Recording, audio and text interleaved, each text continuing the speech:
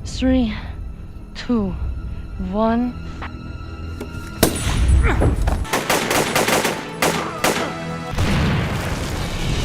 Halo semua, selamat datang di alur cerita film A4 Movie. Gimana kabar kalian hari ini? Semoga sehat selalu dan dimudahkan segala urusannya. Pada episode kali ini Mimin mau ngelanjutin season yang terakhir dari film Rogue Warfare. Ya udah, tanpa berlama-lama lagi, mari kita masuk ke filmnya. Semonggo.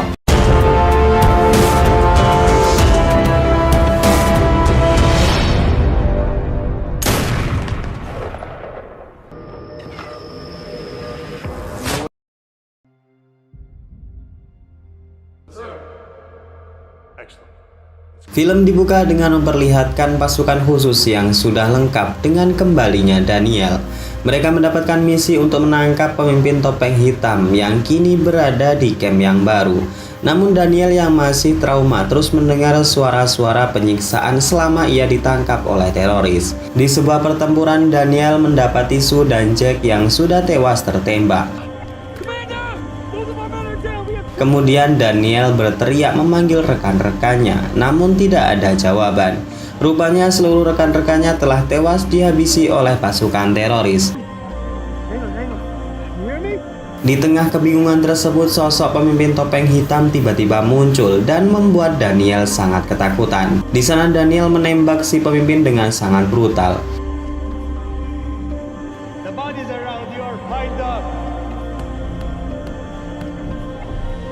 Ia tergeletak saat menerima tembakan dari serangan Daniel.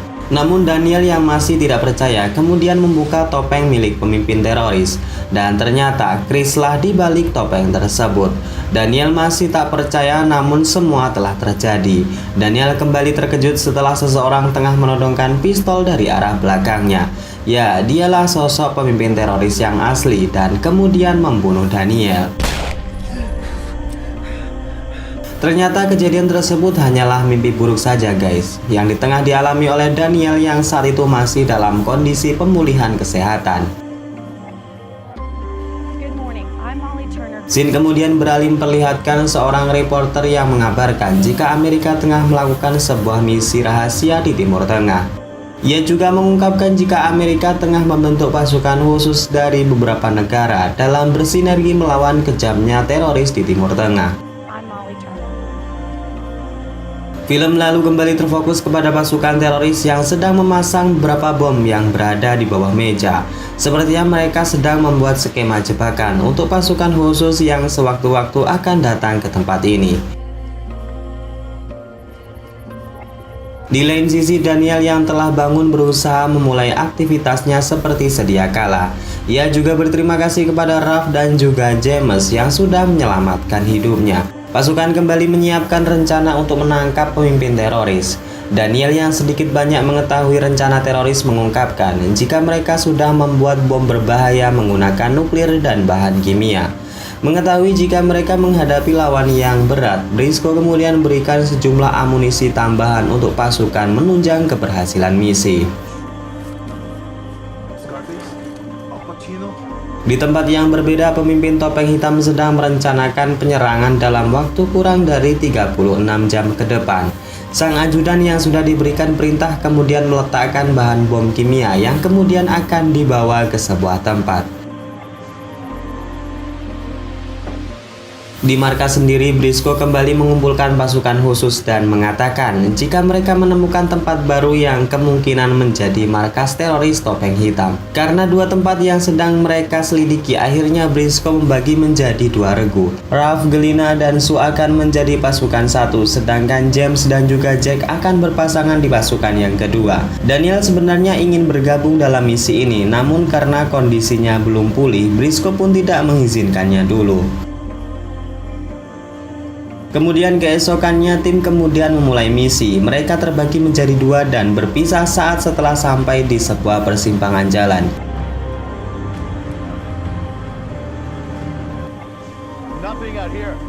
Pasukan satu telah sampai di lokasi yang dimaksud, namun mereka hanya menemukan warga sipil dan beberapa pengembala kambing. Sedangkan Ralph dan juga James juga telah sampai di lokasi yang kedua.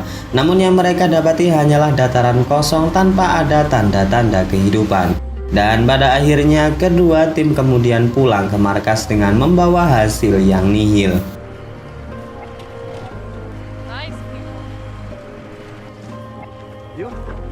Di lain tempat, sang ajudan mengabarkan kepada pemimpin teroris jika mereka telah siap dengan bomnya. Sang pemimpin kemudian memuji kerja keras ajudannya dan mengatakan jika sebentar lagi pertunjukan akan dimulai.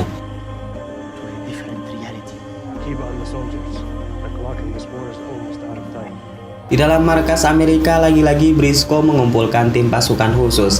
Ia mengatakan jika lokasi terakhir para teroris terlacak dengan satelit. Mereka kemudian bersiap ke lokasi yang dimaksud dengan diantar sebuah helikopter.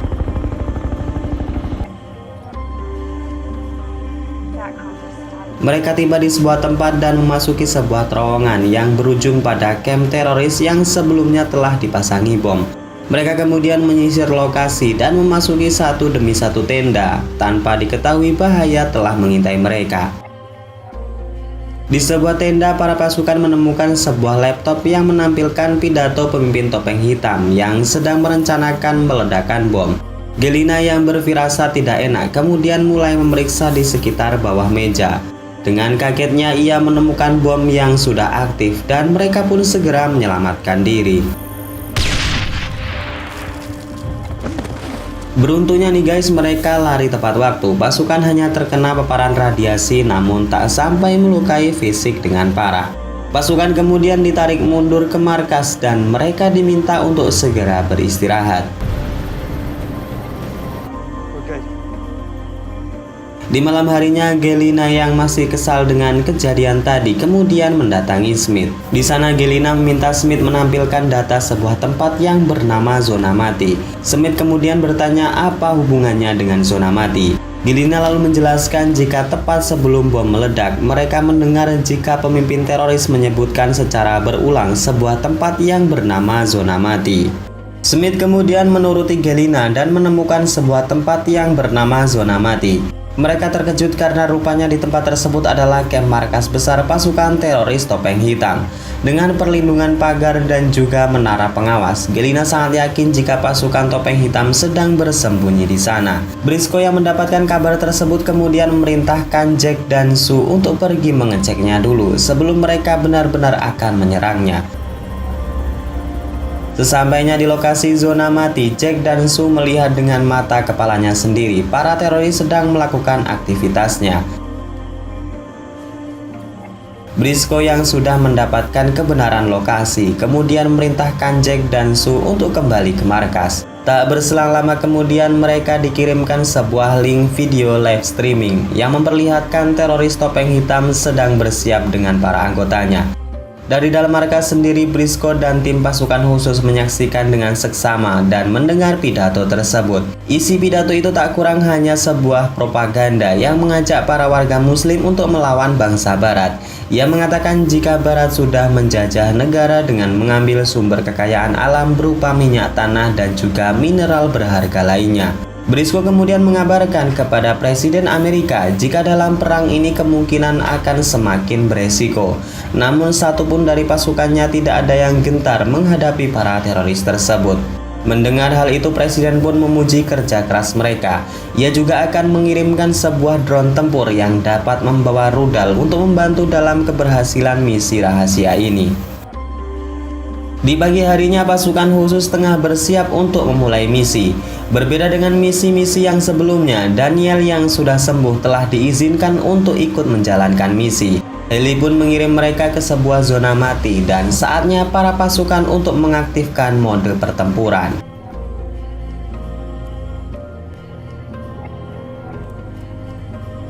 Di sana Sue bertugas seorang diri untuk memasuki tembok dan menyamar sebagai seorang teroris. Sedangkan Gelina dari atas bukit membackup gerakan Sue yang seorang diri.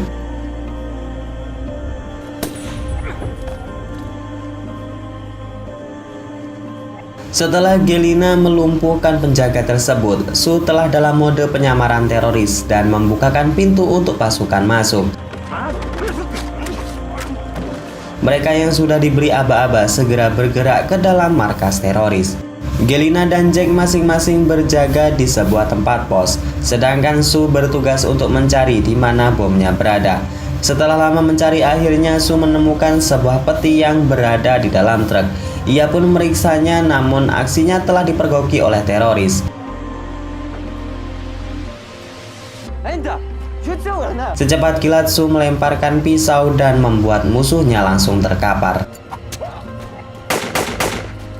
Namun hal itu jugalah yang membuat para teroris lainnya mengetahui ancaman dan segera keluar untuk mengamankan bomnya. Dan kemudian perang yang kita tunggu-tunggu pun terjadi.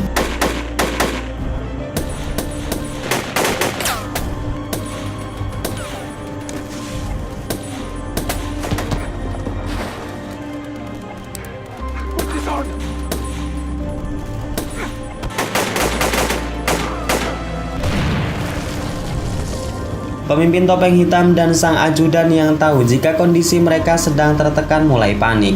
Mereka mencoba untuk melarikan diri, namun pergerakan tersebut telah diketahui oleh Daniel dan ia pun segera mengejarnya.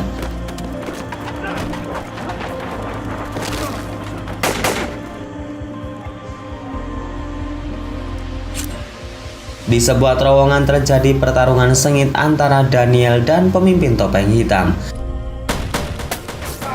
Mereka saling adu bacot layaknya Samsudin dan pesulap merah. Sang pemimpin teroris sangat yakin jika meskipun ia mati saat ini, akan ada orang yang melanjutkan seluruh ide dan rencananya. Daniel mulai terpancing dengan omongan tersebut dan tidak waspada. Dan pada akhirnya pemimpin teroris yang lebih tahu terowongan ini mengambil jalan pintas yang kemudian menuju ke tempat Daniel. Pemimpin teroris berhasil menodongkan pistol ke arah belakang Daniel dan menyuruhnya untuk melepaskan seluruh senjata. Di sana Daniel terus dibacoti dengan argumen pemimpin teroris yang mengada-ada. Ia mengatakan jika bom-bomnya sudah dikirim dan akan meledakkan perkotaan penting yang berada di Eropa. Tanpa disadari, Daniel kini telah mengambil ancang-ancang.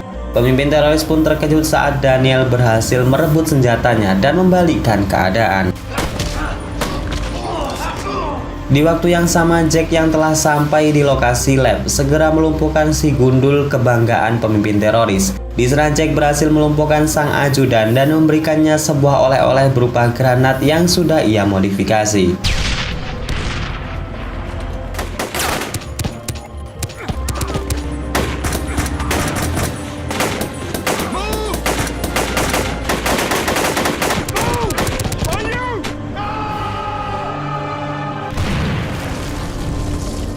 Di luar sendiri baku tembak terus berlangsung sampai-sampai mereka tak sadar jika seorang teroris berhasil kabur dengan sebuah truk yang berisikan bom. Pasukan pun segera minta Briscoe untuk menembak truk tersebut menggunakan drone yang membawa rudal balistik. Laporan telah diterima dan drone pun melakukan tugasnya dengan sangat baik. Di lain sisi, Daniel yang masih berjibaku dengan pemimpin topeng hitam mulai menguasai duel.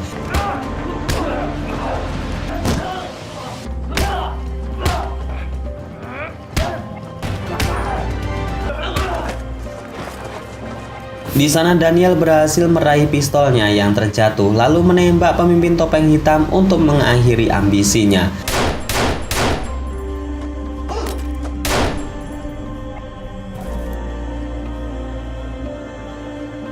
Di akhir cerita, setelah Daniel yang sudah membalaskan dendamnya kembali dengan para pasukan yang juga telah meratakan seluruh musuhnya di luar. Mereka kemudian meninggalkan zona mati dan misi ini pun telah selesai dengan sempurna. Sesampainya di markas, Briscoe sangat bangga menyambut keberhasilan misi pasukannya. Sebelum berpisah, para pasukan saling berjabat tangan, mengucapkan salam perpisahan sebelum nantinya pulang ke negaranya masing-masing. Kemudian di pagi harinya, Briscoe melepas seluruh pasukannya yang kemudian dipulangkan ke negaranya masing-masing. Dan kemudian film ini pun selesai. Oke, segitu aja guys alur cerita film pada episode kali ini. Semoga kalian suka dan dapat mengisi waktu kosong kalian. Yang mau request kata-kata motivasi atau salam hangat buat yang kalian cintai, bisa tuh kalian tuliskan di kolom komentar. Bagi yang beruntung tulisannya akan dicantumkan 15 detik di video yang akan datang. Saya Najah undur diri, wassalamualaikum warahmatullahi wabarakatuh.